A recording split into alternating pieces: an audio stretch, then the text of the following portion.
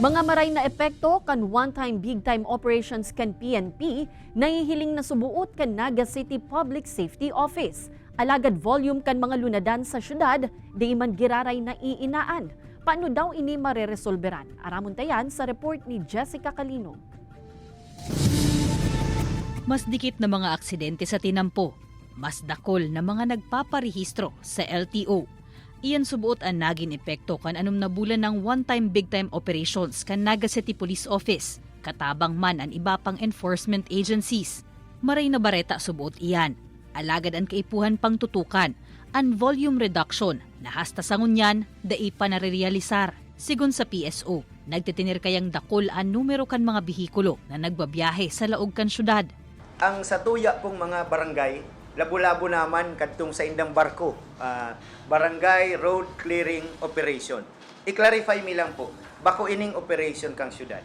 Iniyo po pinagmandato kang DILG na ang mga barangay magkondusir ning road clearing operation sa indang mga lugar, sa indang mga area of responsibility. So, gusto sabihin, mandatory, bako pong optional. May dugang man na wheel clamp na pigtao sa PSO para sa nagpapadagos na operasyon kontra sa mga nakaparada sa pigpapangalad na mga lugar. Siring na sana sa luwas kan Bicol Medical Center.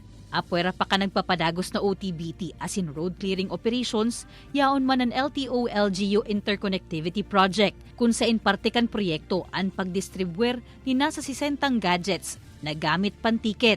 21 sa mga ini ang pigtetesting ng unyan kan pirang enforcers, siring ni Abigail na may nasampulan tulos kasubago sa ng aga. Ay hindi kaya mas madali siyang magamit. Kumbaga sa day ka na mga parasurat. Tapos hindi kaya pag inaang tinao mong ticket, talagang obligadong magbayad ang nakakabayodate. Inimalaog din sa system kang LTO.